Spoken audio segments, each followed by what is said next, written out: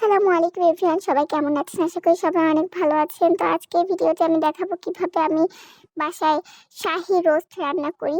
আর এই রোস্টটা অনেক মজা হয় খেতে, একদম বিয়েবাড়ির মতো। আমি সবসময় এভাবে রোস্ট রান্না করি। এইভাবে রোস্ট রান্না করলে সবচেয়ে বেশি মজা হয়। আমার বাসায় সবাই অনেক বেশি পছন্দ করে আমার হাতের এই রোস্ট রান্নাটা। তো আমি ভাবলাম আপনাদের সঙ্গে ভিডিওটা শেয়ার করি। আশা করি ভিডিওটা আপনাদের ভালো লাগবে।